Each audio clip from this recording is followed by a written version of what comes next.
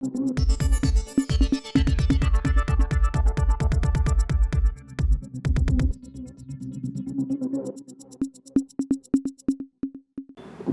இது news focus Tamil. Citizens for law and டெமோக்ரஸியின் founder மற்றும் அட்வொகேட் திரு சிவா அவர்கள் நம்முடன் இன்று அரசியல் பேச இணைந்திருக்கிறார். சார் வணக்கம். வணக்கம். இன்றைக்கி நான் உங்கள்கிட்ட பேசணும்னு நினைக்கிற ஒரு முக்கியமான சப்ஜெக்ட் அப்படிங்கிறது, இந்தியாவில் வெளிநாடுகளோட முதலீடுகளால் இங்கே உருவாக்கக்கூடிய சில தொழில் நிறுவனங்களாக இருக்கட்டும், அல்லது இங்கே இருக்கக்கூடிய முதலீடுகளால் உருவாக்கக்கூடிய தொழில் நிறுவனமாக இருக்கட்டும், எல்லா தொழில் நிறுவனமும் இங்கே இருக்கக்கூடிய அந்த லேபர்ஸை எப்படி ட்ரீட் பண்ணுறாங்க அப்படிங்கிற ஒரு முக்கியமான டாப்பிக்கை டிஸ்கஸ் பண்ண வேண்டியதாக இருக்குது. பரவலாக இங்கே இருக்க ஐடி செக்டர்ஸும் சரி, அதாவது ஒரு 10-15 ஆண்டுகள் முன்பு இருந்த பேட்டர்ன் வேறையாக இருக்குது. இப்போ ரீசெண்டாக வரக்கூடிய இந்த ஒரு 10 to 15 இயர்ஸில் பேட்டர்ன் வேறையாக இருக்குது. பலருக்கும் சங்கம் அமைப்பதற்கு, யூனியன் அமைப்பதற்கான அந்த வாய்ப்புகளோ அல்லது அது சார்ந்த விஷயங்களை பேசுவதற்கான ஸ்பேஸோ எங்கேயுமே இல்லாமல் இருக்குது. அப்படிங்கிற ஒரு பெரிய ஒரு சிக்கல் நிறைந்த சப்ஜெக்ட்ஸாக இங்கே ஒரு பேச வேண்டிய சப்ஜெக்டாக இருக்குது. இதை பற்றி நீங்கள் எப்படி பார்க்குறீங்க? இப்போ நீங்கள் கேட்ட கேள்வியிலே 2 இருக்குது. இந்தியாவில் யூனியன் ஆரம்பிக்கிறது பெரிய பிரச்சனை கிடையாது. இந்தியன் ஃபேக்ட்ரி, இந்தியன் இன்வெஸ்ட்மெண்ட் தான் இந்தியாவில் இன்கார்பரேட் பண்ண கம்பெனிஸ்க்கு அது பிரச்சனை கிடையாது. இந்தியாவுக்கு லேபர் லாஸ் ஸ்ட்ராங்காக தான் இருக்குது, அதனால ப்ரொடெக்ஷன் இருக்குது. ஆனால் ஃபாரினில் இந்த இன்வெஸ்ட்மெண்ட் வருது, இல்லை ஃபாரின்லேருந்து எம்என்சியாக இருக்குது அப்படின்னா அங்கே தான் பிரச்சனை வரும். ஏன்னா இந்த என்டையர் ஸ்ட்ரக்சர் இருக்குல்ல, இந்த என்டையர் கேபிட்டலிஸ்டிக் ஸ்ட்ரக்சரே பெரிய சக்ஸஸ் ஆனது அமெரிக்கா தான். அப்போ அவங்க தானே நமக்கு ஃப்ரேம் ஒர்க் கொடுப்பாங்க. நமக்குன்னு ஒரு ஸ்ட்ரக்சர் நம்ம டெவலப் ஆகல. ஏன்னா நம்ம சோஷியலிஸ்டிக் பிரின்சிபல்லேருந்து ஆரம்பித்தோம். ஸோ அப்போ கவர்மெண்ட்டு தான், பாதி கவர்மெண்ட்டு பாதி ப்ரைவேட் தான். So state major role play பண்ணும். ஏன்னா அங்கே அந்த உழைப்பாளர்கள், தொழிலாளர்களோட சுரண்டல் நடந்துடக்கூடாது அப்படிங்கிறதுக்காக ஸ்டேட் ஃபுல் கண்ட்ரோல் வைக்கும். இப்போ ரீசெண்டாக லாஸ்ட் ஒரு 1991 அப்புறமே வச்சுக்கோங்க, 1991 அப்புறம் நிறைய இன்வெஸ்ட்மெண்ட் வர ஆரம்பிச்சிது. அப்போ என்ன ஆரம்பிச்சதுன்னா, வெளிநாட்டு நிறுவனங்கள்லாம் நம்மகிட்ட இன்வெஸ்ட் பண்ண ஆரம்பித்தாங்க. அப்போ அவங்களோட சீஃப் எங்கேருந்து வந்துச்சுன்னா சர்வீஸ் செக்டர் தான். ஐடி கம்பெனி, பிபிஓ அதெல்லாம் கேள்விப்பட்டிருப்பீங்க. ஒரு 10-20 வருஷமாக அதுதான் டாமினேட்டிங்காக இருந்துச்சு. அப்போ அது வரும்போது அவங்க என்ன சொன்னாங்கன்னா, மோஸ்ட்டாக யூஎஸ் கம்பெனிஸ் தான். யூஎஸ் கம்பெனிஸுக்கும் யூனியனுக்கும் ஒரு அலர்ஜி இருக்குது. ஏன் அவங்களுக்கு யூனியன் ஒத்து வராதுன்னா, அது ஒரு கம்யூனிஸ்ட் ஐடியா. இந்த கம்யூனிஸ்ட் ஐடியாங்கிறது அவங்களுக்கு ஒரு விஷம் மாதிரி. இந்த வார்த்தையை அவங்க ஒத்துக்க மாட்டாங்க. அப்போ அவங்க போட்ட கண்டிஷன் என்னென்னா, நீங்கள் நாங்கள் இப்போ வரோம், நான் உங்களுக்கு இன்வெஸ்ட் பண்ணுறோம், இத்தனை பேருக்கு நாங்கள் வேலை தரோம், எல்லாம் பண்ணுறோம். ஒன்றே இந்த யூனியன் ஃபார்ம் பண்ணுறது, இந்த லேபர் வெல்ஃபேரு, லேபர் ரைட்ஸு, இதெல்லாம் எங்ககிட்ட நீங்கள் வச்சுக்கூடாது. நீங்கள் கொடுங்க, நாங்கள் அதுக்கு எதிர்க்கான ஆள் கிடையாது. ஆனால் அதை நாங்கள் எங்கள் நிறுவனத்தில் அலோவ் பண்ண மாட்டோம் ரொம்ப. ஏன்னா அது அவங்க ஸ்ட்ரக்சர்லேயே கிடையாது. இதுதான் காரணம். அதனால தான் இந்தியா பூரா எக்ஸ்ப்ளாய்டேட்டிவ் சிஸ்டமாகவே இருக்கும், சுரண்டல் சிஸ்டமாகவே இருக்கும். ஏன்னா இது ஒரு நல்ல மாடல். ஒரு 10 பேர் ஒன்றா சேர்ந்து யூனியன் ஃபார்ம் பண்ணால் நான் நிறைய ரைட்ஸ் கேட்கலாம். நான் சேரலைன்னா சஃபர் பண்ணலாம், அனுபவிக்க வேண்டியதான் அந்த டார்ச்சரை. இது எல்லா முதலாளிகளுக்குமே இது ரொம்ப சாதகமான ஒரு ஃபார்முலாவாக போச்சு. ஏன்னா இப்போ நீங்கள் மற்ற ரயில்வேஸோ மற்ற எல்லா யூனியன்ஸும் பாருங்கள், அவங்களுக்குலாம் ரொம்ப ஸ்ட்ராங்கான ஹோல்டு இருக்கும். பேங்கிங் யூனியன் பாருங்கள், ரொம்ப ஸ்ட்ராங்காக இருப்பாங்க. ஏன்னா அவங்களுக்குலாம் ஒரு பெரிய யூனிட் இருக்குது. ஏன்னா அதெல்லாம் இந்தியன் கம்பெனிஸ், அவங்களால கவர்மெண்ட் செக்டர்ஸ் ஃபுல்லாக யூனியன் ஸ்ட்ராங்காக இருக்குது. பிரைவேட் செக்டரில் அது இல்லை. அப்படி பப்ளிக் செக்டர், பிரைவேட் செக்டர்ஸ்லையுமே உண்டு தான். ஆனால் இப்போ டாட்டாஸ் மாதிரிலாம் இருக்கலாம், அந்த மாதிரிலாம் இருக்குது. ஆனால் இந்த எம்என்சிஸ்ன்னு வந்துட்டுனாலே தரமாட்டாங்க. ஏன்னா அது அவங்களோட கண்டிஷனே அப்படி தான் வரும். ஏன்னா அது அமெரிக்கன் மாடல். இன்னைக்கு மோஸ்ட் சக்ஸஸ்ஃபுல் கேபிட்டலிஸ்டிக் மாடல்னா அமெரிக்கா தான். அப்போ அவங்களுக்கு என்ன பிடிக்கலையோ அது உலகம் பூரா போகிறோம். சாம்சங் அமெரிக்கன் கம்பெனி கிடையாது, அது கொரியன் கம்பெனி. ஆனாலும் அவங்களுக்கும் அது ரொம்ப கம்ஃபர்டபுள் தான். ஏன்னா எங்கேயோ உட்காந்துருக்காங்க, கொரியாவில் உட்காந்துருக்காங்க. இந்தியாவில் மெட்ராஸில் ஒரு கம்பெனி ஆரம்பிக்கிறாங்க. இப்போ மெட்ராஸில் ஏதாவது ஒன்று பண்ணுறாங்க அப்படின்னா, இங்கே இந்த மாதிரி கூட்டம் சேர்ந்து ஏதாவது பிரச்சனை வந்துச்சுன்னா அதை அவங்க உட்காந்து அங்கே சமாளிக்க முடியாது. அப்போ கம்ப்ளீட்டாக ஓனர்ஷிப்பு, நான் பணம் போடுறேன், மொத்த பணமும் நிர்வாகத்தில் தான் அந்த கண்ட்ரோல் இருக்கணுங்கிறது எல்லாருக்குமே நல்ல மாடல் தானே. அதாவது நியாயம் தர்மம் அந்த பேச்சுக்கல. ஒரு யோசிச்சு பாருங்க, நான் பணம் போடுறேன்னா நான் அது கம்ப்ளீட் கண்ட்ரோல் வைக்கணும்னு நினைப்பேன். ஆனால் யூனியன் போயிட்டாலே ரெண்டாவதாக பிரிஞ்சிடும். அவங்களுக்குன்னு ஒரு தனி கவர்னன்ஸ் இருக்கும், அவங்களுக்குன்னு ஒரு தனி உரிமைகள் இருக்கும், தனியாக பேச ஆரம்பிப்பாங்க. இது எனக்கு என் கண்ட்ரோல் கையை விட்டு போகிற மாதிரி ஒரு ஃபீலிங் வரும். இது அமெரிக்கா ரொம்ப சக்ஸஸ்ஃபுல்லாக பண்ணாங்க, அதை உலகம் பூரா எடுத்துக்கிட்டாங்க. ஆனால் இப்போ ஒரு முக்கியமான விஷயம் ஒரு தனிப்பட்ட ஒரு நிறுவனம் லாபம் ஈட்டுறாங்கன்னா அதுக்கு லேபர்ஸோடைய உழைப்பு தான். இவங்க இல்லாமல் அந்த லாபத்தை அவங்களால ஈட்டிட முடியாதுங்கிற ஒரு விஷயம். ஆனால் அப்படி இருக்கும்போது அவங்களுக்கான அந்த பங்கு லாபத்தை நமக்கு லாபம் கொடுக்குறாங்க, ஈட்டி தராங்க. இப்போ அவங்களுக்கான கொடுக்குற பங்குங்கிறது சரியாக கொடுக்கணும் அப்படிங்கிற ஒரு விஷயம். அது இல்லாத போது தான் அங்கே லேபர்ஸ் எங்களுக்கான பங்கு, எங்களுக்கான பேசிக் கம்யூனிட்டிஸ் அப்படிங்கிற விஷயத்துக்காக தான் கொஸ்டின்ஸ் ரைஸ் பண்ணுறாங்க. இது ஒரு பெரிய விஷயமா இருக்குது. இதனால தான் நீண்ட காலமாக சங்கங்கிறது ஒரு பேட்டர்ன் இருந்துகிட்டே இருந்துச்சு. இப்போ வரக்கூடிய லேட்டஸ்ட் பேட்டர்ன், லேட்டஸ்ட் வளர்ந்த ஒரு பேட்டர்னை பின்பற்றும் போது அந்த சங்கம் தேவை கிடையாது, அது இல்லாமல் நீ ஃபங்க்ஷன் ஆகணும் அப்படின்ற இடத்துக்கு முதலையில் நகராங்க. அப்படின்னா தொழிலாளர்களுக்கு ஆல்டர்னேட்டிவ் என்னன்ற ஒரு விஷயம் பேச வேண்டியது இருக்குது. அவங்களுக்கு என்ன ஆல்டர்னேட்டிவ் இருக்குது? சண்டை போட்டு அதை வாங்கணும், அதுதான் தீர்வு. இதுக்கு மீறிலாம் போகவே கூடாது. இப்போ இது புது போராட்டம் கிடையாது. 1834 இங்கிலாண்டில் ஒரு 7-8 பேர் அக்ரிகல்ச்சர் லேபர்ஸ் இவங்கெல்லாம் சேர்ந்து ஒரு யூனிட் ஒன்று ஆரம்பித்து நம்ம எல்லாம் சேர்ந்து நம்ம உரிமையில கேட்போம்னு இங்கிலாண்டில் கேட்டாங்க. உடனே அவங்கள நீங்கள் அதை பேசுனது நாட்டுக்கே எதிரானதுன்னு சொல்லி அவங்கள மேலே கேஸை போட்டு ஆஸ்திரேலியாவுக்கு அமுச்சு விட்டாங்க பனிஷ்மெண்ட்டாக. அப்போது அதுக்கப்புறம் அப்படியே எடுத்துகிட்டு போய் அமெரிக்கா போங்க. 1886 1883 தான் இந்த ஹே மார்க்கெட்னு ஒரு பிளேஸ், ஒரு மார்க்கெட் மாதிரி ஒன்று வச்சுக்கோங்களேன். அங்கே ஒரு சிக்காகோவில் நடக்குது, ஒரு போராட்டம் நடக்குது. ஒரு 1000 பேர் திரள்றாங்க. காலையில் போலீஸ்லாம் அடிக்கிறாங்க. திருப்பி ஈவினிங் என்ன ஆகுது, பீஸ்ஃபுல்லாக நடந்துகிட்டு இருக்க போராட்டம் தான். ஒருத்தர் குண்டு போட்டுறாரு. அதில் சில போலீஸ் ஆஃபீஸர் செத்துடுறாங்க. அது என்ன ஆகுது, ஒரு பெரிய பிரச்சனையாக மாறுது. அந்த பெரிய பிரச்சனையாக மாறி 1883 1886 வரைக்கும் அப்படியே அந்த போராட்டம் இருந்துக்கிட்டே இருக்குது. 1886 அப்போ தான் ஃபர்ஸ்ட் May 1 தான் அன்றைக்கி நடக்குது. அப்போ என்ன மே 1 இனிமேல் தொழிலாளர்கள் தினம் அப்படின்னு வைக்கலான்னு முடிவு பண்ணுறாங்க. உலகம் பூரா அதை கொண்டாட ஆரம்பிக்கிறாங்க. 1889 அப்புறம் ஒரு 3-4 வருஷத்தில் பிரசிடென்ட் கிளீவ்லண்டுன்னு ஒருத்தர் வர்றாரு. அவர் தான் பிரசிடென்ட் ஆகிறாரு. அவர் வந்த உடனே என்ன சொல்கிறாரு, இந்த May 1 மட்டும் நம்ம அதே உலகம் கொண்டாடும் போது நம்மளும் அதை கொண்டாடிட்டோம்னா அன்னைக்கு நடந்த அந்த வைலன்ஸ் இருக்குல்ல, அந்த போராட்டம், அந்த குணம், அந்த மனசில் அவங்க எல்லாருக்கும் அது பதிஞ்சிரும். ஸோ நீங்கள் என்ன பண்ணுங்கள், செப்டம்பர் மாதத்துக்கு மாற்றிடுங்க. முதல் மண்டே ஆஃப் எவ்ரி செப்டம்பர் தான் இனிமேல் நம்ம ஊரில் லேபர் டேவாக இருக்கணும். இதுதான் நடந்தது. ஏன் இப்படி மாறிச்சுன்னா, அவங்களுக்கு என்னென்னா இந்த ஐடியா ஒன்று சேர்ந்துடக்கூடாது. உலகம் பூரா மே டே வச்சுக்கோங்க, ஆனால் நாங்கள் வைக்க மாட்டோம். ஏன்னா அதை வச்சோம்னா நீங்கள் எல்லாம் அந்த ஒரே நாளில் கொண்டாடுவீங்க. அந்த லேபரோட எக்ஸ்ப்ளாய்டேஷன், சுரண்டல் என்ன ஆகுது, எவ்வளோ முதலாளிகள் அவங்களை எக்ஸ்ப்ளாய்ட் பண்ணுறாங்க, இந்த மாதிரி விஷயங்கள்லாம் ஒன்றா பேச ஆரம்பிப்பாங்க. அப்போ அது ஒன்று சேரக்கூடாதுன்னு அது பிரித்தது. அப்போ அவங்களோட கிளியரான ஒரு ஐடியா என்னன்னா, எக்ஸ்ப்ளாய்ட் அதாவது சுரண்டல் பண்ணாதான் முதலாளித்துவமே வளரும். இது ஒரு டெம்ப்ளேட். இந்த டெம்ப்ளேட்டை ரொம்ப தீர்மானமாக வச்சாங்க. அதே நேரத்தில் தான் அப்புறம் அப்படியே அந்த war, first world war, second world war, industrial revolution நடக்கும்போது இவங்களுக்கு பிரச்சனை கொடுத்த நாடெல்லாம் யாருன்னா, ரஷ்யா, கியூபா, வியட்நாமு, அப்புறம் இன்னைக்கு சைனா. இது எல்லாமே கம்யூனிஸ்ட் சித்தாந்தம் உள்ளவங்க தான். அதனால அமெரிக்காவுக்கு இந்த ஐடியாவே ஒத்து வராது. இந்த ஐடியா ஒத்து வரலன்னா யார் ஜெயிச்சாங்களோ அவங்கள ஃபாலோ பண்ணுறது தான். இப்போ நம்ம யார் என்ன வச்சு ஜெயிக்கிறோமோ அதை அப்படியே காப்பி அடிச்சுட்டு போகிறது தான். அதனால தான் அவங்க அதை பண்ணுறாங்க. அமெரிக்காவோட டிசைன் என்னவோ அதுதான் இன்றைக்கி நம்ம எல்லாரும் ஃபாலோ பண்ணுறோம். அதனால எக்ஸ்ப்ளாய்டேட்டிவ்ங்கிறது ஒரு கிளியரான அஜெண்டா. அவங்களுக்கு இந்த உரிமைகள், வெல்த்தை டிஸ்ட்ரிபியூட் பண்ணி எல்லாருக்கும் கொடுக்கணும். நீங்கள் கேட்குற மாதிரி உழைப்பாளிகள் இவ்வளோ உழைக்கிறாங்களே, அவங்களுக்கு நியாயமாக அவங்களுக்கு கொடுக்க வேண்டிய கொடுக்க முடியாது. அவங்க சொல்கிறது அதான், கொடுக்க முடியாது. எங்களுக்கு தெரியும் என்ன கொடுக்கணுன்னு. யூனியன் ஃபார்ம் பண்ணி எங்களுக்கு இவ்வளோ கொடுக்காதீங்க, நாங்களாக பார்த்து உங்களுக்கு தருவோம்.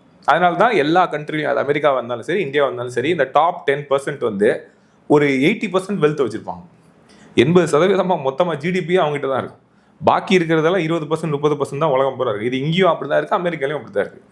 இங்கே ஒரு டவுட் இருக்குது. இப்போ எப்படின்னா வளரக்கூடிய நாட்டிலையும் ஒரே மாதிரியான சின்னரு இருக்குது, வளர்ந்த நாடான அமெரிக்கா போட்ட நாடுலையும் ஒரே மாதிரி சின்னரு இருக்குது. அப்படின்னும் போது 2 இடத்துலையும் கவர்மெண்ட் வேறையே தான் இருக்குது. இப்போ இங்கே நம்ம மக்கள்லாம் சேர்ந்து நமக்கான பிரதிநிதி தேர்ந்தெடுக்கிற மாதிரி ஒரு ஜனநாயக ஸ்ட்ரக்சர் இருக்குது. மற்ற நாடுகள் அந்த மாதிரி ஸ்ட்ரக்சர் இல்லாமல் ஒரே மாதிரி ரிப்பீட்டட் பேட்டர்ன் இருக்கிறதெல்லாம் நம்ம பார்க்குறோம். அப்படி இருக்கும்போது எப்படி ரெண்டு இடத்துல ஒரே மாதிரியான பேட்டர்ன் இருக்குது? 2 இடத்துல இல்லை, அதாவது வெல்த் ஃபுல்லாக ஒரே இடத்துக்கு குறிப்பிட்ட நம்ம நபர்களில் சேர்ந்துட்டு இருக்கு, ஏழ்மையெல்லாம் ஒரு குறிப்பிட்ட மக்கள்கிட்ட இருக்குது. எப்படி இந்த பேட்டர்ன் மாறாமல் இருக்குன்னு கேட்குறேன். இல்லை, ஜெயிக்கிற ஃபார்முலாவை எடுத்து யூஸ் பண்ணுறது தானே எல்லாருக்குமே. இப்போ நீங்கள் இந்த எக்ஸாம்லாம் வச்சுக்கோங்க.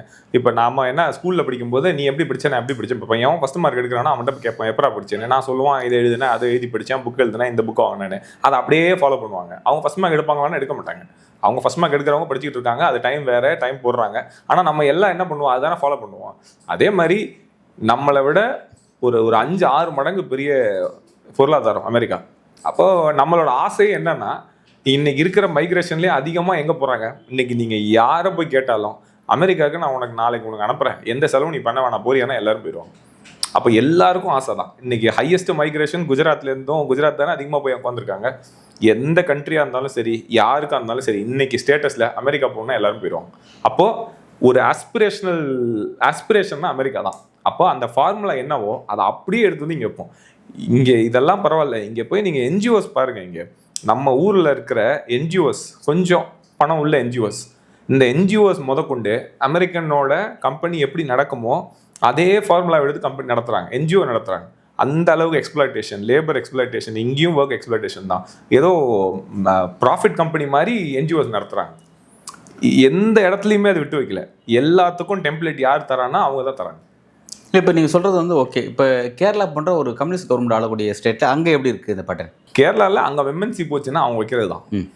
ஆனால் ஒன்று நல்ல விஷயம் கேரளாவில் என்னன்னா, இன்னமும் போராட்டம் பண்ணுவாங்க.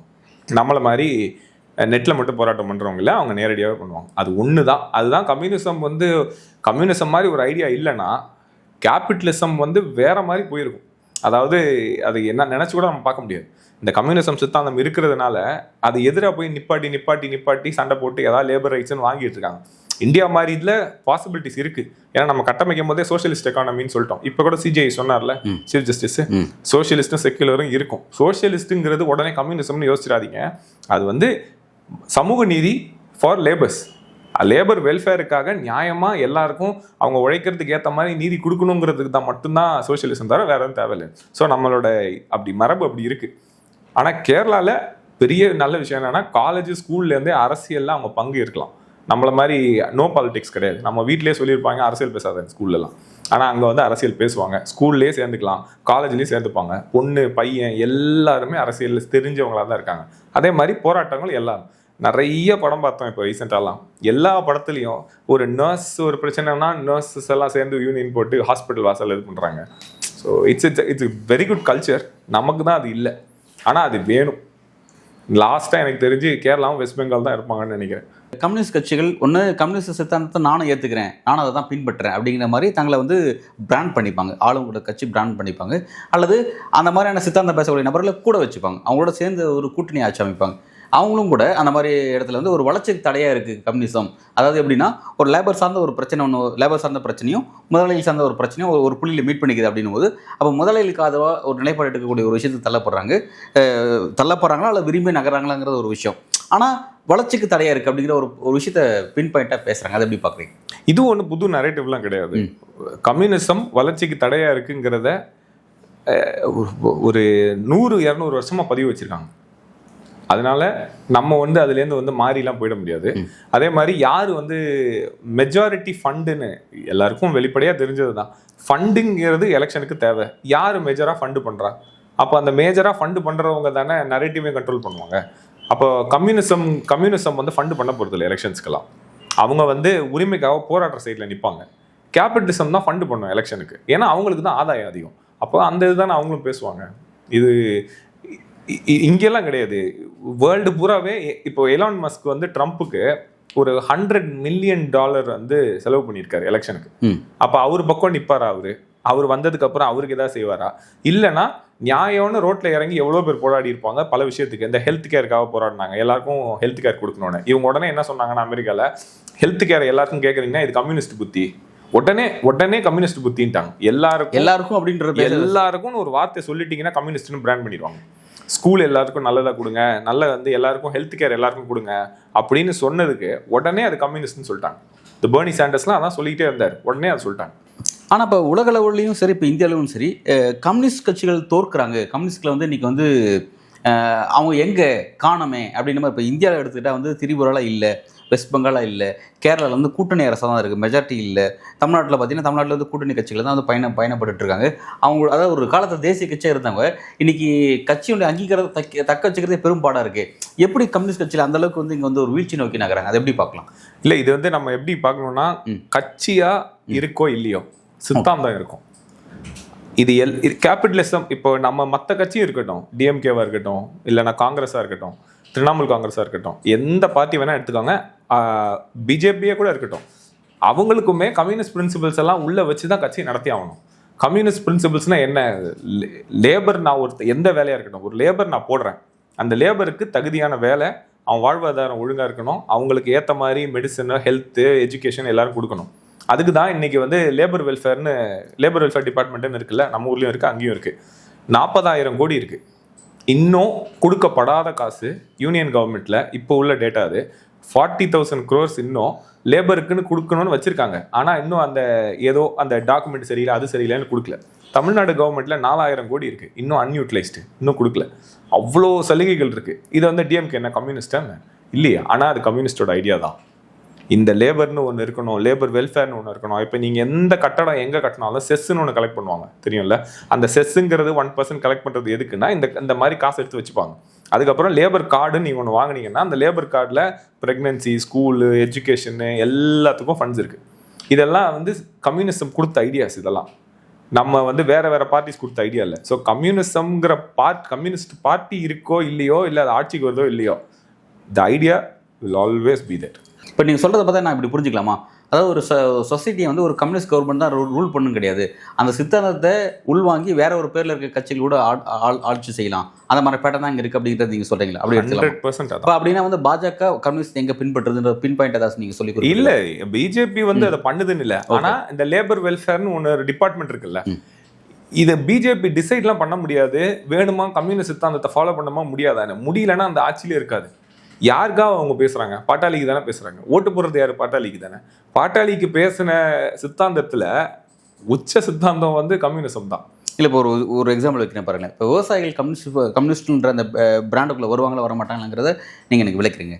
ஃபர்ஸ்ட் விஷயம், அப்படி அவங்க அது பிராண்டுக்குள்ளே வராங்க அப்படின்னா விவசாயிகளோட போராட்டம், நீண்ட கால போராட்டம் பார்த்துருவோம். எம்எஸ்பி கேட்டு போராடுறாங்க. பிறகு வந்து பல இயற்கை சீற்றத்தெல்லாம் ரொம்ப பாதிக்கப்படுறோம், எங்களுக்கான இழப்பீடு, குறைந்தபட்ச இழப்பீடு விஷயங்கள் கொடுங்க அப்படிங்கிற மாதிரி நீண்ட காலமாக சில பேட்டர்ன்ஸ் எல்லாம் அவங்க வச்சிருக்காங்க. ஆனால் அவங்க போராட்டம் வந்து தொடர்ந்து கொண்டே தான் இருக்குது தவிர அதுக்கு நிவாரணம் பெற்று ஒரு எண்ட் ஆஃப் த சொல்யூஷன்ஸ் வந்த மாதிரி தெரியல. அதை வந்து அப்படி ஒரு பிரச்சனையை அட்ரஸே பண்ணாமல் பாஜக தொடர்ச்சியாக பல மாநிலங்களில் வெற்றி பெறாங்க, இந்தியாவிலையும் ஆட்சியை கைப்பற்றாங்க. அந்தளவுக்கு அவங்களோட விஷயம் அப்படியே இருக்குது. அப்படி இருக்கும்போது எப்படி வந்து அவங்களால தொடர்ச்சியாக வெற்றி பெற முடியுது? மக்களோட பிரச்சனைகளை அட்ரஸ் பண்ணாமல் எப்படி அவங்களால வெற்றி பெற முடியுது? எலெக்ஷனுக்கு முன்னாடி தான் பண்ணாங்களே, கரெக்டா? அப்போ அவங்களுக்கு தெரியுதுல்ல எது பண்ணணும்னு. இன்னொன்று, அதை மட்டும் இல்லை, நீங்கள் கேட்ட 2 கேள்வி இருக்குது, அதை நான் ஒரு கேள்வி ஃபஸ்ட்டு பதில் சொல்கிறேன். ஆனால் அவங்களுக்கு எலெக்ஷனுக்கு முன்னாடி எல்லாத்தையுமே பண்ணாங்களே. அவங்க போராட்டத்தை பின்வாங்க வச்சாங்க, அது வரைக்கும் எல்லாத்தையும் பண்ணாங்க. முடியாது, நீ என்ன வேணா கத்திக்கோன்னு சொன்னாங்க. ஆனால் கரெக்டாக எலெக்ஷனுக்கு முன்னாடி அதை அவங்க பண்ணலைன்னா அந்த இடத்துக்கு, அந்த ஊருக்குள்ளேயே அவங்க போக முடியாது. ஸோ அதை அவங்க பண்ணாங்க. 2வது, எலெக்ஷனை ஜெயிக்கிறது வந்து விவசாயிகளுக்கு செஞ்சுட்டா மட்டும் இல்லைல்ல, அவங்க விவசாயிகளுக்கு மதம்னு ஒன்று இருக்குது, ஜாதின்னு ஒன்று இருக்கு. எது பிரதானமாக போய் நிற்கும்னா, எந்த எலெக்ஷனுமே எக்கனாமிக்ஸ் வந்து நிர்ணயிச்சதே கிடையாது. அதனால தான் இன்றைக்கும் அந்த 10% வந்து சுதந்திரம் வந்ததுலேருந்தே அந்த 10%ம் 1% மட்டுமே ஒரு பில்லியன்ஸில் இருப்பாங்க. ஆனால் வந்து 30 கோடி பேர் வறுமையில் இருப்பாங்க. இது மக்களுக்கு தெரியாதா? அது தெரிஞ்சிருந்தா ஓட்டு போடுவாங்களா? இப்படிலாம் எல்லாத்தையும் தூக்கி போட்டுருக்க மாட்டாங்களா? ஏன்னா எக்கனாமிக்ஸ் டிசைடே பண்ணாது. ஜாதி மதம் தான் அவங்கள வந்து இவங்க அப்படி பண்ணி வச்சிருக்காங்க. அதை மட்டுமே உணர்வு ரீதியாக தான் வரும். ஆனால் விவசாயிகளுக்கும் அவங்க மரியாதை கொடுத்து தான் அவங்க பண்ணி ஆகணும். ஏன்னா இந்த விவசாயிகளை நீங்கள் இப்படி உதாசீனப்படுத்துறீங்கன்னா அது தமிழ்நாட்டில் இருக்க விவசாயியும் அது கனெக்ட் ஆவாங்க. அதனால தான் கடைசியாக எலெக்ஷனுக்கு முன்னாடி மட்டும் எல்லாத்தையும் பின் வாங்கிட்டு நாங்கள் எல்லாம் செஞ்சு தரோம்னு சொன்னாங்க. இதுவும் கம்யூனிஸ்ட் சித்தாந்தம் தான். ஏன்னா நீங்கள் அவங்களும் லேபர் தான், அக்ரிகல்ச்சர் லேபர்ஸ். இவங்களோட ரைட்ஸை நீங்கள் பண்ணலைன்னா மற்ற லேபர்ஸ்க்கும் அது மைண்டில் வரும், நாளைக்கு எனக்கும் இதான் நிலைமை. ஆனால் அவங்க பண்ணணும்னு அவசியம் கிடையாது. ஏன்னா இவங்களுக்கு தான் அவங்கள வேற மாதிரி என்கேஜ் பண்ணி வைக்கிறாங்களே, மதம் ஜாதின்னு. அந்த மாதிரி டிவிஷன் பாலிடிக்ஸ் மூலமாக அவங்க வந்து அந்த விஷயத்தை நியூட்ரலைஸ் பண்ணிடுறாங்க. நியூட்ரலைஸ் பண்ணிடுவாங்க, அவ்வளோதான். ஆனால் அது எந்த பலனும் கொடுக்காது. அது என்னைக்கு இவங்க விழிச்சுப்பாங்களோ அப்போ தான். ஏன்னா மக்களுக்கு தெரியும்ல. சரி, ரைட், ஓகே. அப்போ நீங்கள் சொல்கிறத வச்சு நான் பார்க்கும்பொழுது வந்து அப்போ எல்லா கட்சிகளும் ஏதோ ஒரு வகையில் வந்து கம்யூனிஸ்ட் சித்தாந்தத்தை வேற ஒரு பேரில், அதை சாஃப்டான பேரில் வந்து அதை யூஸ் பண்ணிக்கிறாங்க அப்படிங்கிறத நீங்கள் குறிப்பிடுறீங்க. அப்படி இருக்கும்போது அப்போ நீங்கள் உலகத்தில் எந்த நாடுகளையும் கம்யூனிஸ்ட் சித்தாந்தத்தை ராவாக பேசுகிறவங்க, டைரெக்டாக என்ன இருக்கோ அதை அப்படியே பேசுகிற மாதிரி அதை முன்னெடுத்து அரசு செய்யக்கூடிய ஒரு கட்சி இனி இந்தியாவுக்கும் சரி உலகத்துக்கும் சரி தேவையே இல்லை. ஏன்னா அதை மற்ற கட்சியை அடாப்ட் பண்ணிட்டாங்க அப்படின்னால அது தேவையில்லை அப்படின்னு நம்ம பார்க்கலாமா? அப்படி கிடையாது. இப்போ திக இல்லைன்னா திமுக இருக்காது. ஸோ எப்பயுமே ஐடியாலஜிக்கல் கோர்னு ஒன்று இருக்குல்ல, அந்த கோர் வேணும். ஏன்னா அவங்க தான் எனர்ஜி கொடுப்பாங்க. இப்போ இவங்க இல்லைன்னா அவங்க இல்லைங்கிறது, நான் இப்போ ஆர்எஸ்எஸ் இல்லைன்னா பிஜேபி இல்லைன்னு சொல்கிறது வந்து மியூச்சுவலி எக்ஸ்க்ளூசிவ்லாம் கிடையாது. நான் அது இல்லைனா இருக்காதுன்னு நான் சொல்ல வரதுக்கு அப்படி டைரக்ட் ஸ்டேட்மெண்ட்டில் சொல்ல. ஆனால் யார் வந்து சப்ளை பண்ணுவா அந்த எனர்ஜினா இவங்க தான். ஏன்னா டிகேலேருந்து தானே டிஎம்கே, ஏடிஎம்கே எல்லா ஐடியாலஜியும் வந்துச்சு. அதே மாதிரி ஆர்எஸ்எஸ் தான் வந்து பிஜேபிக்கு வந்து ஐடியாலஜிக்கல் ரூட் கொடுக்குறது. அதே மாதிரி கம்யூனிசம்னு ஒன்று கோர் ஐடியாலஜி, மார்க்ஸ் எழுதின தாஸ் கேபிட்டல்லேருந்து லெனின், ஃபஸ்ட்டு லெனின் தானே அந்த தியரியிலேருந்து பாலிடிக்ஸாக மாற்றினவங்க லெனின் தான். அப்போது ஒரு கவர்னன்ஸ் ஃபார்ம்னா என்னன்னு அங்கே தான் இருக்குது. இது எல்லாமே அந்த கோர் ஐடியாலஜி இல்லைன்னா இது இருக்காது. ஸோ கம்யூனிஸ்ட் பார்ட்டி இருந்தே ஆகணும், கம்யூனிசம் ஐடியாலஜி இருந்தே ஆகணும். அது ஜெயிக்குது ஜெயிக்கலைங்கிறது வேற. அவங்க கூட இருந்தாலே பாதி விஷயத்தை அவங்க வாங்கிடுவாங்க. இன்னைக்கு இருக்கிற அந்த சாம்சங் இதை நீங்கள் சொன்னீங்க, இப்போ அவ்வளோ நாள் போராடி யார் அந்த யூனியனை வாங்கி கொடுத்தது? அதை அந்த கம்யூனிசம் தான் செய்ய முடியும். டிஎம்கே வந்து கண்டிப்பாக லேபர்ஸுக்கு ஆதரவாக தான் அவங்க பேசுவாங்க. ஆனால் அவங்ககிட்டயும் அவங்க சண்டை போட்டு எனக்கு இந்த சிஐடியூவில் வேணும்னு கேட்டாங்கல்ல. ஸோ இது கண்டிப்பாக இருந்தே ஆகணும். இது இருந்தால் தான் அந்த ஐடியா நிற்கும். இது இல்லைன்னா அந்த ஐடியாவே இருக்காது. அமெரிக்காவில் அது கிடையாது. ஓகே சார், அமெரிக்காவில் கிடையாது, அமெரிக்காவில் கிடையாது, திரும்ப திரும்ப விஷயத்தை குறிப்பிட்டிருக்கீங்க. அமெரிக்காவில் வந்து ஒட்டுமொத்த மக்களும் எப்படி வந்து அந்த அது வேண்டாம், அந்த ஐடியாலஜி நமக்கு வேண்டான்ற இடத்துக்கு எப்படி ஒட்டுமொத்த மக்கள் நகர்ந்து வந்தாங்க? நான் அவங்களும் இந்த ரீஜனில் தான் இப்படி தான் எல்லாம் ட்ராவல் பண்ணி மக்களோட மக்களாக பரிணாமிச்சு வந்தவங்க தான் அவங்களும். பர்டிகுலர் செட் ஆஃப் பீப்புள் மட்டும் எப்படி வந்து டோட்டலாக அதுக்கு எகென்ஸ்டாக திரும்புகிறாங்க? அது எப்படி? இல்லை, நீங்கள் அமெரிக்கா வந்து நீங்கள் எல்லா கண்ட்ரியோட கிளப் பண்ணிடவே கூடாது. அது வந்து ஒரு தனி கண்டம் மாதிரி இருக்கும். ஓகே, நான் இருந்ததுனால சொல்கிறேன்.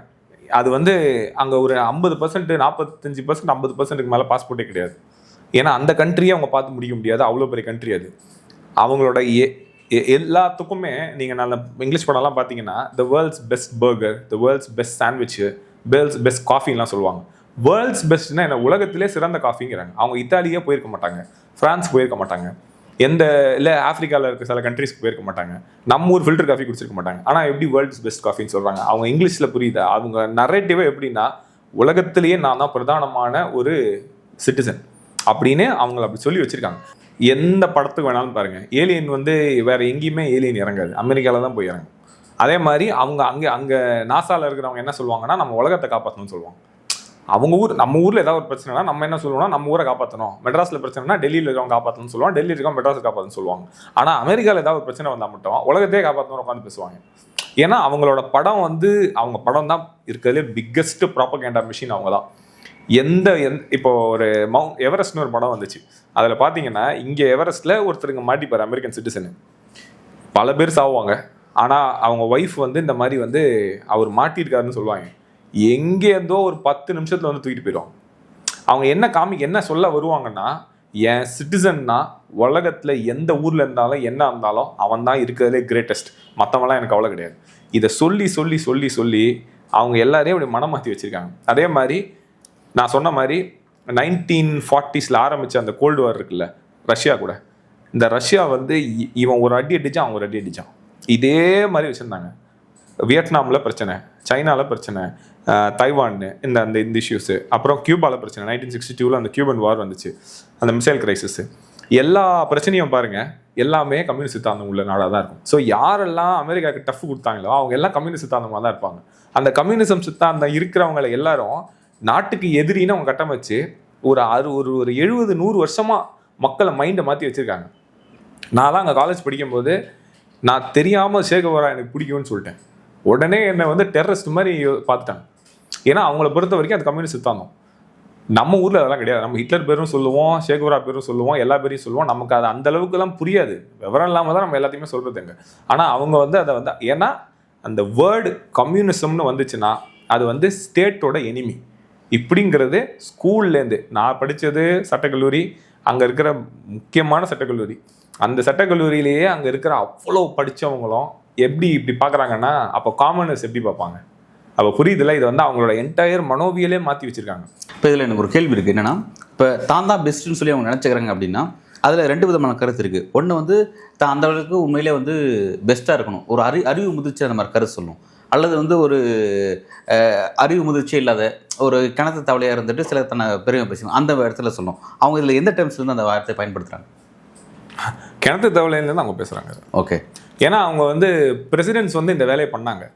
ஸோ அவங்களுக்கு வந்து மற்ற எந்த கண்ட்ரியும் போயிருக்க மாட்டாங்க, பார்த்துருக்க மாட்டாங்க. அதுதான் நான் கேட்குறேன். எங்கேயுமே போகாமல் தான் எதுவுமே இருக்க மாட்டாங்க. ஆமாம், அவங்க உள்ளே உட்காந்துக்கிட்டே பேசுவாங்க. அப்போ இது வந்து எப்படி ஒரு சரியான வாதமா? நாளைக்கு இந்த விஷயங்கள்லாம் வந்து ஒரு காம்படிஷன் வரும்போது அது அடிபட்டு போயிடும். நீங்கள் உட்காந்து கற்பனை நீங்கள் தான் பேசிக்கலாம். ஆனால் பொதுத்துறத்தில் எல்லாரோட சேர்ந்து ஓடணும்ல, எல்லா நாடுகளும் நீங்கள் வேகமாக பயணிக்கும் போது அவங்களோட சேர்ந்து ஓடும்போது நீங்கள் எப்படி உங்களை நீங்கள் ஒரு கணத்தலையை நீங்கள் கருதிட்டு இருந்தீங்களோ, பொது ஓட்டத்தை உங்களால் ஓட முடியும் போகும்போது நீங்கள் ஃபெயிலியர் ஆகும்போது அப்போ உங்கள் கான்செப்ட் தப்புன்ற ஒரு புள்ளியில் வந்து ஐடென்டிஃபை ஆகும்ல, அது எப்படி ஆகவே மாட்டாங்க? எனக்கு யார் கூடயும் ஓடணும்னு எனக்கு அவசியம், அந்த காம்படிஷன் அவங்களுக்கு கிடையாதுல்ல. ஓகே, அதனால தான் அந்த கிணத்து தவளையாக இருக்கிறோம். ஏன்னா இப்போ நான் அமெரிக்கானா நான் யாரு கூடயும் வந்து ஒன்றா இருக்கணும்னு அவசியம் கிடையாது. ஏன்னா நீங்கள் தான் எங்க கூட இருக்கணும்னு இருக்கீங்க தவிர நான் உங்க கூட இருக்குன்னு சொல்ல. வேர்ல்டு ட்ரேட் WTO இருக்கு, இந்த ட்ரேடு சென்டர் இருக்குல்ல, அதை அவங்க வேணாங்கிறாங்க, UN ஒத்துக்க மாட்டாங்க. எல்லா பொதுவான இருக்கிற நீங்கள் சொன்ன இந்த இடம் இருக்குல்ல, எது வந்து சென்ட்ரலாக வந்து வேர்ல்டுக்கே ஒரு கவர்மெண்ட் மாதிரி அட்வைசரி இடத்துல இருக்குன்னா UN, வேர்ல்டு ட்ரேட் ஆர்கனைசேஷன், இதெல்லாம் இது எதுவுமே அவங்க ஒத்துக்க மாட்டாங்க. International criminal court, ICJ, international chief court எதுவுமே அவங்க ஒத்துக்க தன எந்த சட்டமும் கட்டுப்படுத்தக்கூடாதுன்னு நினைக்கிறாங்க அவங்க. ஏன்னா அவங்க அந்த இடத்துல இருக்காங்க. ஓகே, நான் வச்சது தான் சட்டம், நான் என்ன என் ரூல்ஸை நான் நினச்சி மாற்றுவேன், அவ்வளோதான். இதுதான் அவங்களோட இது. நம்ம தான் அவங்கள போய் நின்றுக்கிட்டே இருக்கோம். இப்போ பாருங்க, இந்த பிரிக்ஸ் கூட இன்னைக்கு நேற்று என்ன சொன்னாங்க, பிரிக்ஸ் எல்லாம் சேர்ந்து ஒரு கரன்சி வைக்கிறேன்னு சொன்னாங்க.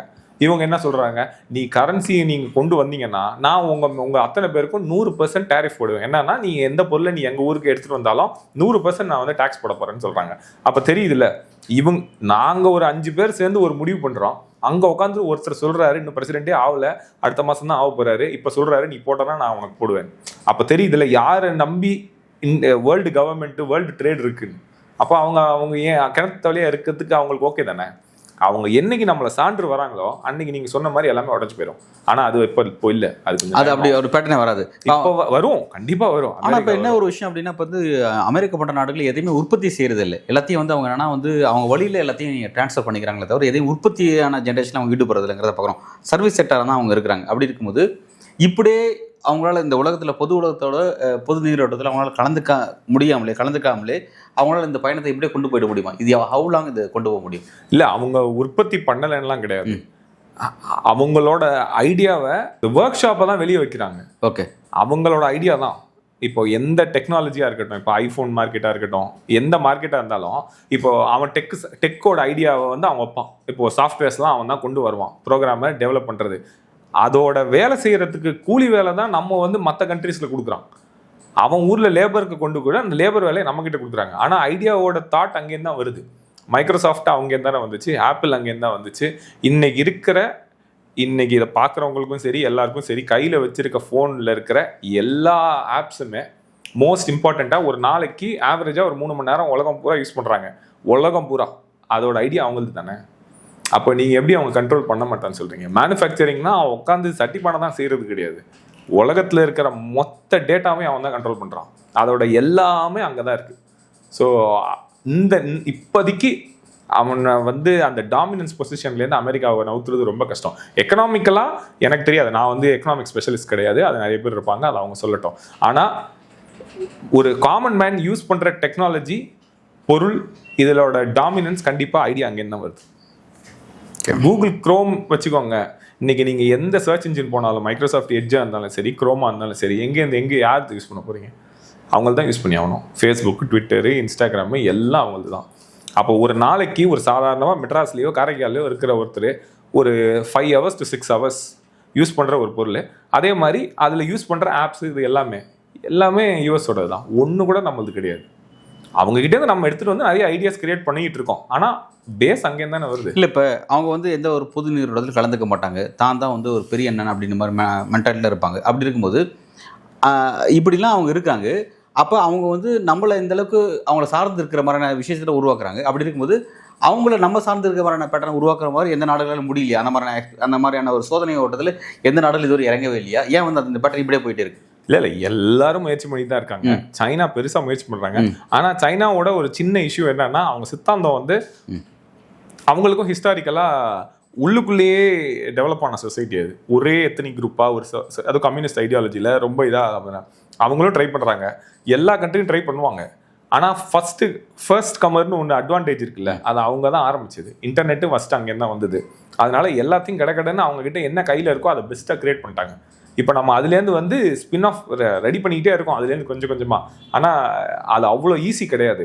ஒன்று வேணால், அதாவது அமெரிக்கா அடி வாங்குறதுக்கான எல்லா ஸ்கோப்பும் இப்போ இருக்குது. பொருளாதார நிபுணர்களுக்கு தெரியும் அது. கொஞ்சம் அந்த கரன்சி மாறுச்சுன்னா, இன்னைக்கு ட்ரேடோட எசென்ஷியல் கரன்சி US டாலரில் தான் இருக்குது. அது மாறுச்சுன்னா US வந்து மற்றவங்களை சான்று வாழ வேண்டிய சூழ்நிலை வரும். ஆனால் ட்ரம்ப் இப்போ வந்து எல்லாருமே அவங்கள சான்று வாழ்ந்து பழக்கப்பட்டிருக்கோம். யார் வந்து அதை எதிர்த்து நிற்கிற அளவுக்கு யாருக்கு தைரியம் இருக்கோ, அந்த பொலிட்டிக்கல் வில் இருக்கோ, அவங்க பண்ணலாம். ஆனால் அது அவ்வளோ ஈஸி கிடையாது. ஏன்னா நம்மக்கிட்ட இருக்கிற ப்ராடக்ட் தான் அது சொல்லணும். என்ன யூனிக் அட்வான்டேஜ் நமக்கு இருக்குது? இப்போ சைனா ஏன் தனியாக நிற்கிதுன்னா, அவங்க மேனுஃபேக்சரிங்கில் அவங்கள அடிக்க ஆளே கிடையாது. எந்த விஷயமா இருந்தாலும் மேனுஃபேக்சரிங் அவங்க தான். நம்மக்கிட்ட என்ன ஸ்பெஷலாக இருக்குது?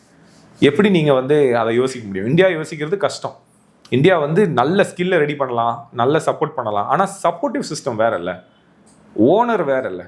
கிரியேட் பண்ணுறவங்க தான் என்றைக்குமே ஓனர் சீட்டில் உட்கார முடியும். இல்லைனா நீங்கள் எவ்வளோ கூட்டம் சேர்த்தாலும் நீங்கள் ஓனர் கிடையாது. இந்த பிரச்சனைனால கரன்சி மாறுச்சுன்னா இந்த பிரிக்ஸ் எல்லாம் சேர்ந்து ஒரு கண்ட்ரி எல்லாம் சேர்ந்து ஏதாவது பண்ணாங்க, இப்போ இவங்கெல்லாம் சேர்ந்து இப்போ நீங்கள் சொன்ன மாதிரி ட்ரம்ப் எதிர்த்து நின்னாங்கன்னா, இல்லை நாங்கள் கரன்சிக்கு பண்ண போகிறோம்னா அது பெரிய அடி அமெரிக்கா. ஆனால் அது அவசியம் நடக்காது. அமெரிக்காவை நம்பி தான் பல கண்ட்ரி இருக்குது இன்னைக்கு. அமெரிக்கா சாங்ஷன் பண்ணிச்சுன்னா பல பேருக்கு ட்ரேடே ஆகாது. அப்புறம் எந்த தைரியத்தில் வந்து அவ்வளோ அழகாக வந்து பிரிக்ஸ் நாடுகள் வந்து நம்மளாம் சேர்ந்து நமக்குள்ள வந்து ஒரு மாற்று கரன்சி, அது டெமோக்ரஸி அங்கே பைடன் இருந்ததுனால பண்ணாங்க, டெமோக்ராட்டிக் பார்ட்டி இருந்ததுனால பேசுறதுக்கான ஸ்கோப் இருக்கும். ட்ரம்ப்பை வந்து ப்ரெடிக்டே பண்ண முடியாது. அவர் என்ன சொல்லுவார்னு யாருக்குமே தெரியாது. இப்போ அவரோட $100 மில்லியன் போட்டு டெஸ்லா இந்த எலான் மஸ்க்கு காசு கொடுத்தாரு. அவர் வெளியே வந்து சொல்கிறாரு இவி வெஹிக்கல்லாம் எனக்கு செட் ஆகாதுங்கிறாரு. மொத்தமாக காசு போட்டு எல்லாரையும் ஜெயிக்க வச்சதே அவர் தானே. ஆனால் உடனே அவர் வந்த உடனே அவரே சொல்கிறாரு எனக்கு வந்து இந்த எலக்ட்ரிக் வெஹிக்கிள்லாம் பெரிய நம்பிக்கை இல்லைங்கிறாரு. இது எவ்வளோ பெரிய பிரச்சனை அது. அதை அவரே எதிர்பார்த்துருக்க மாட்டார். நான் உனக்காக கூட நிற்கிறேன், நான் தான் உனக்கு எல்லாத்தையும் பண்ணேன், என்னோட கம்பெனியவே நீ வந்து அடிக்கிறீங்க. ஏன்னா டெஸ்லா தான் உலகத்துக்கே எலக்ட்ரிக் வெஹிக்கிளை ஸ்டார்ட் பண்ணி விட்டது. அவரே இப்போ சொல்கிறார்ல. ஸோ ட்ரம்ப் இருக்கிற வரைக்கும் நம்மளால சொல்ல முடியாது இந்த 5 பேரும் என்ன பண்ணுவாங்க. ப்ளஸ் நிறைய அசெட் இருக்குது, அவ்வளோ ஈஸி கிடையாது. அமெரிக்கன் டாமினன்ஸ் எல்லாம் வந்து ஒரு 60-70 வருஷமாக நம்பர் 1ல் இருக்கிற கண்ட்ரி அது. அது அவ்வளோ ஈஸி இல்லை அது டீத்ரோன் பண்ணுறதெல்லாம். ஆனால் அதுவாக அடி வாங்கும். ஏன்னா வெரி பேட் சுச்சுவேஷன் தான் அமெரிக்காவோட டெட் கிரைசிஸ். அவங்களோட வருமானத்துக்கு மீறி அவங்க ஜிடிபியை விட ஒரு $10 ட்ரில்லியன் வந்து அவங்களுக்கு கடனாக வெளியே போய் நிற்கிது. ஒன்றே இந்த கரன்சி வெளியே இருக்கிற டாலரில் தான் எல்லா ட்ரேடும் நடக்கிறதுனால கொஞ்சம் ஸ்டேபிளாக இருக்காங்க. அதாவது நீங்கள் ஒரு உதாரணத்துக்கு குறிப்பிடுறீங்க. இப்போ இந்தியாவுக்கு வந்து இந்தியாவோட ஜிடிபி வந்து $4 ட்ரில்லியன் மாதிரி குறிப்பிடுறீங்க. பட் அது அமெரிக்கா வந்து $27 ட்ரில்லியன் மாதிரி பெரிய வித்தியாசம் இருக்குன்னு குறிப்பிடுறீங்க. பட் வந்து ஆனால் அவங்களுக்கு கடன் வந்து அதை விட ரொம்ப அதிகமாக இருக்குது அப்படிங்கிறத ஒரு விஷயத்தை குறிப்பிடுறீங்க. அந்த கடன் வந்து எங்கேயுமே வந்து அவங்களுடைய இந்த சர்வாதிகார ஆட்டத்துக்கு எந்த வகையும் எங்கேயுமே தடையை வந்து நிற்கலையா? அவங்களோட கடன், அவங்க பெற்றிருக்க அந்த கடன் வந்து அவங்களோட ஆட்டத்துக்கு எங்கேயுமே வந்து ஒரு இடைஞ்சலாக வந்து நிற்கலையா? அது எப்படி பார்க்கலாம்? இல்லை, அவங்களுக்கு அது வராது இப்போ. ஏன்னா அவங்களுக்கு இன்னமும் ட்ரேடை வந்து மெயின் அவங்க ட்ரேடு வந்து இவங்களை சான்று தான் இருக்குது. ஸோ அதனால இவங்களை யாரும் அந்த அளவுக்கு பகச்சிக்கவே இல்லை இது வரைக்கும். ரஷ்யா மட்டும்தான் பகச்சிக்கிறாங்க. ரஷ்யாவை தான் இவங்க பேட் பீப்புள்னு பிராண்ட் பண்ணிட்டாங்க. சைனாவையும் பேட் பீப்புள்னு பிராண்ட் பண்ணிட்டாங்க. வேற யாரும் கேட்க முடியும் அவங்கள? யூரோப் மட்டும்தான் அப்பப்போ வந்து நீங்கள் செய்கிறதெல்லாம் சரியில்லை இதுலன்னு சொல்லுது. ஆனால் யூரோப்புக்குமே அந்த மைட்டு கிடையாது. ஏன்னா யூஎஸோட சிஸ்டம் அவ்வளோ ஸ்ட்ராங்காக இருக்குது, அப்படியே புறையோடி கிடக்கு ஊர் பூரா, உலகம் பூரா. அமெரிக்கா இல்லைன்னா பல கண்ட்ரி வந்து அவங்க ட்ரேடே இம்பேலன்ஸில் வந்துடும். நம்ம டிஸ்கஷன் வந்து எங்கே ஆரம்பிச்சுன்னா வந்து இந்த லேபர் லாஸ் விஷயம், அதாவது இங்கே நமக்கு லேபர்களுக்கு என்னென்ன பிரச்சனை இருக்குது அப்படிங்கிற மாதிரியான விஷயங்களை வந்து நம்ம டிஸ்கஸ் பண்ண ஆரம்பிச்சு யூஎஸ் பாலிட்டிக்ஸில் போய்ட்டு டீப்பாக பேசிகிட்டு இருந்தோம். இப்போ இங்கே வருவோம். இப்போ இங்கே என்னென்னா வந்து இப்போ ரீசெண்டாக வந்து இன்ஃபோசிஸ்னுடைய நிறுவனர் நாராயணமூர்த்தி அவர்கள் ஒரு கருத்தை சொல்லியிருந்தார். நம்ம வந்து இந்த உழைக்கிற நேரத்தை வந்து இன்க்ரீஸ் பண்ண வேண்டிய தேவை இருக்குது அப்படின்ற மாதிரி அவர் தன்னோட விஷயத்தை குறிப்பிட்டிருந்தார். பட் அவர் குறிப்பிட்ற இதே காலகட்டத்தில் இதுக்கு முன்னாடி வந்த ஒரு டாக் என்னன்னா, 8 மணி நேரம் வேலைங்கிறது இன்றைக்கி தேவை கிடையாது, 6 மணி நேரங்கிறது போதுமானது அப்படிங்கிற மாதிரி அதை வந்து ஒரு ஆய்வு செஞ்சு அந்த முடிவுக்கு வந்து இன்றைக்கி வந்து ஒரு அது சார்ந்த வல்லுநர்கள் வந்து ஒரு கருத்தை முன்வைக்கிறாங்க. அப்படி இருக்கும்போது இப்படி வந்து ஒரு புகழ்பெற்ற ஒரு இந்திய அளவில் அறியப்படக்கூடிய ஒரு தொழிலதிபர் இப்படி ஒரு கருத்தை சொல்கிறாருன்னா இது என்ன விதமான விஷயத்தை இங்கே உண்டாக்க நினைக்கிறது, எப்படி பார்க்கலாம்? முதல்ல அதை அப்படியே நிராகரிச்சிடணும். அந்த கருத்து வந்து வேலிடான கருத்தே கிடையாது. அது வந்து பழைய சுரண்டல் பேச்சு அது. ஆனால் 1926 ஃபோர்டு கம்பெனி கார் இருக்குல்ல, ஃபோர்டு கார், இந்த ஹென்ரி ஃபோர்டுன்னு ஒருத்தந்தார். அவர் தான் வந்து முதல் முறையாக என்ன சொன்னாருங்கிறது இதுக்கு முக்கியம். இந்த சொகுசு வாழ்க்கை இல்லைனா வந்து வெளியில் போகிறது, குடும்பத்தோட வெளியே போகிறதோ இல்லைனா வேலைக்கு மீறின ஒரு வாழ்க்கை வந்து மனிதனுக்கு இருக்கணும். அதுக்கு தான் 1926 ஃபோர்டு தான் வந்து 8 hour ஒர்க் போதும், 5 நாள் போதும், 6 நாள் வேண்டாம். அவங்களும் அந்த 2 நாள் வந்து கொஞ்சம் சுதந்திரமாக இருக்கட்டும், அவங்க வேலையை பார்க்கட்டும், குடும்பத்தோட ஸ்பெண்ட் பண்ணணும். இது பண்ணாதான் ப்ரொடக்டிவிட்டி அதிகமாகும்னு அவங்க கொண்டு வந்தாங்க. இது அப்போ ஆரம்பிச்சது. அப்போ 1926 ஆரம்பிச்சது. அப்புறம் 1947 ஃப்ராங்க்லின் டி ரூஸ்வெல்ட் தான் பிரசிடென்ட்டாக இருந்தார். அவர் தான் வந்து இந்த லாவே பாஸ் பண்ணி FLSA இந்த ஆக்டை பாஸ் பண்ணி அவர் என்ன சொன்னார்னா, இனிமேல் 5 days 8 hours ஒர்க் தான் நார்மல். இதுக்கப்புறம் நீங்கள் ஒர்க் பண்ண கேட்டிங்கன்னா எக்ஸ்ட்ரா வேஜ் கொடுக்கணும், இல்லை ஓவர் டைம் காசு கொடுக்கணும். இதெல்லாம் கொண்டு வந்தது 1940 நம்ம சுதந்திரமே வாங்குறோம். அப்போ அன்னைக்கு அவங்க சட்டமே போட்டாங்க. எங்கேருந்து எவ்வளோ கஷ்டப்பட்டு இங்கே வந்தால் திருப்பி இவர் வந்து இந்த டைம் சொல்கிறாருன்னா இது வந்து நம்ம உண்மையிலே இதை வந்து பேசாமல் விடுறது தான் சரியான பதில். ஏன்னா இதை வந்து டிஸ்கஷனே வைக்கக்கூடாது. ஏன்னா எவ்வளோ கஷ்டப்பட்டு, ஏன்னா இன்னொன்று சொல்லணும்னா அந்த ஹென்ரி ஃபோர்டை கொடுக்கும்போது என்ன சொன்னார்னா, பணக்காரர்களுக்கு மட்டுமே உண்டான Saturday Sunday evening dinner evening time இதெல்லாம் வந்து எல்லாருக்கும் இருக்கணும். என் கம்பெனியில் வேலை செய்கிறவங்களுக்கும் அதே மாதிரி சுதந்திரம், அதே மாதிரி டைம் இருக்கணும். அவங்க ஃபேமிலி கூட என் பண்ணணுமோ, அவங்க கேர்ள் ஃப்ரெண்ட் கூட போகணுமோ, சாப்பிடணுமோ, அது கொடுக்கணும். இது வந்து பணக்காரர்களுக்கு மட்டுமே உண்டானது. இப்போ இந்த பேச்சு என்னன்னா, பணக்காரர்களுக்கு மட்டுமே உண்டானது. லேபர்னா உங்களுக்கு எதுக்கு சுதந்திரம், உங்களுக்கு எதுக்கு பார்ட்டி, உங்களுக்கு எதுக்கு சினிமான்னு கேட்கறது தானே. அதாவது என்னோட பர்சனல் இதை வந்து யாருமே பேசியிருக்க கூடாது. அவர் ஏதோ சொல்லிட்டு போறாருன்னு விட்டுருக்கணும். ஆனால் பேசுனதுனால சொல்கிறோம், இது வந்து எக்ஸ்ட்ரீம்லி பேக்வர்ட் தாட். இன்னொன்று இப்போ ரீசெண்டாக நல்லா கவனிச்சு பாருங்க, ஜப்பானில் இந்த ஒர்க்கில் செத்தவங்களுக்கு டேர்மே இருக்குது, கரோஷின்னு ஒரு டேர்ம் இருக்குது.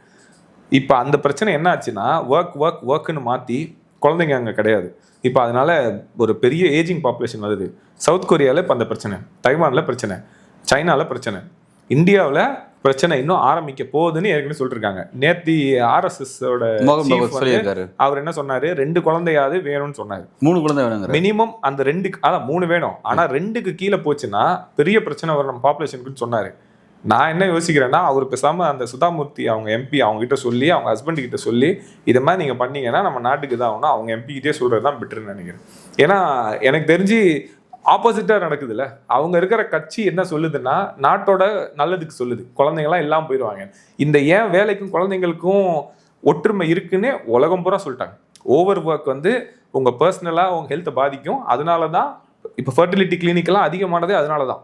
ஏன் அதெல்லாம் அப்போ நீங்க திருப்பி என்ன சொல்றீங்கன்னா, எல்லாரும் வேலைக்கு மட்டும் 24 மணி நேரம் வேலைக்கு போங்க, குழந்தைலாம் வேண்டாம், அப்புறம் இந்தியா என்ன ஆகும், டெமோகிராஃபிக் டிவிடெண்ட் என்ன ஆகும்? இல்லை, இப்போ மோகன் பகவத்தோட கருத்தில் வந்து நம்ம பல விஷயத்தை பேச வேண்டியது இருக்குது. இப்போ வந்து அவர் வந்து ஒரு நார்த் இந்தியா ஹிந்தி ஹார்ட்லேண்டுடைய ஒரு ஃபேஸாக அவர் இருக்கார். அப்படிங்கிற பக்கம் சவுத்துக்கு ஒரு பெரிய ஒரு ஃபெமிலியர் ஃபேஸ்லாம் கிடையாது. அவரோட பாலிடிக்ஸ் இங்கே பெரிய ரீச்லாம் இல்லை. பட் அப்படி இருக்கும்போது பார்க்கும்பொழுது, இப்போ அவர் அங்கேருந்து வந்து ஒருத்தர் 3 குழந்தை இப்போ கட்டாயம் பெற்றுக்குன்னு சொல்லும்போது, ஆல்ரெடி இந்த குடும்ப கட்டுப்பாடு போன்ற விஷயங்கள் வந்து சவுத் இந்தியா கரெக்டாக ப்ராப்பராக ஃபாலோ பண்ணதுனால வந்து இங்கே வந்து அந்த குழந்தை பிறப்பு விகிதம் குறைஞ்சிருக்கு. பட் வட இந்தியாவில் வந்து அப்படியே கான்ட்ரவர்சியாக இருக்குது அப்படிங்கிறத பார்க்குறோம்.